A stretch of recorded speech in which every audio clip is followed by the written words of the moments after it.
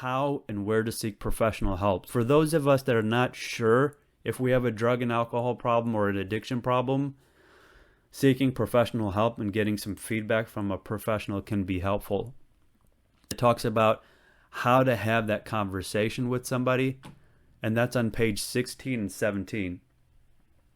On page 17, it actually has a really good dialogue, a mock dialogue between Charlie and Dr. Amira. And it talks about how Charlie asks for help. And it's a really good, very short example if somebody's struggling with how to have that conversation. But it's also a good way to know how to discuss drugs and alcohol with other people, not just professionals, but let's say at meetings or with family and friends who are trying to be supportive. So it talks about 3 elements of how to bring up the conversation about our drug and alcohol problem. Number 1 is let the person know how hard it is for you to talk about this. Number 2 is describe your concerns succinctly and straight to the point. And number 3, make a direct request for what you hope to get out of the conversation. Maybe support, maybe space, whatever it is. Sometimes starting with that first point, letting them know how hard it is to talk about it, can set the stage for a productive conversation. All right. Now, page 19 is a really important topic. It's a table that talks about questions to ask when seeking treatment. So what does treatment mean? If you look at all the scientific literature around addiction, treatment can be separated into 3 dimensions. So we talked about what is addiction. Now, what is treatment? So what is the problem? Let's define the enemy. Now let's talk about the weak points or the tools or the weapons we can use to defeat that enemy.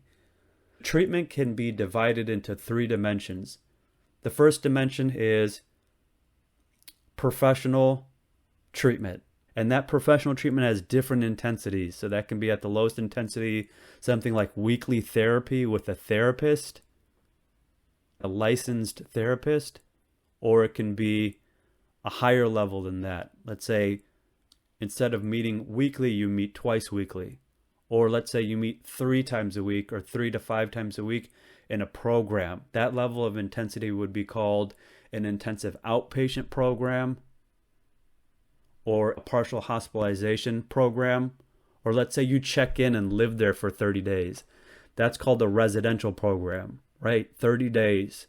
And then you can do that for 30 days. You can do that for 90 days. So those are your different levels of intensity for treatment. And so the way you want to think about treatment, and this is really important, and no matter where we are at in the recovery process, we all have to remind ourselves about this. Wherever you're at, you got to look at it like this.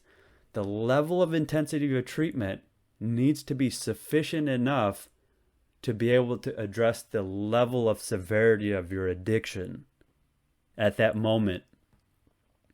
So if the severity of your addiction is moderate, it doesn't matter how much clean time you had. It doesn't matter what's happened prior to that, how many years sober you had at one point. If the level of your addiction is moderate, then you need some sort of moderate intensity, whatever that means. You need that intensity of treatment to match it. So that might be an intensive outpatient program. That might be a residential program. You just got out of a 30-day program and you relapsed 2 weeks later. Okay, perhaps you missed the aftercare program that you needed after that residential program. Or perhaps you need to go for 60 days or 90 days next time. So what I really want to dispel is this idea that I've tried treatment, it didn't work, I don't need it anymore. The way you want to frame it is, I tried a level of intensity of treatment. That didn't work. Now I got to escalate treatment. You see how those two things are different? So the way you want to think about treatment is it's not like some information that you learn and then you're done with it. You graduated. You want to think about it like training. And every time you get put down, you want to get back up and train harder. So every time Mike Tyson goes to fight, despite him being, a champion, every time he would take on a new fight, it wasn't like, oh, okay, I already know how to jab and fight and whatever.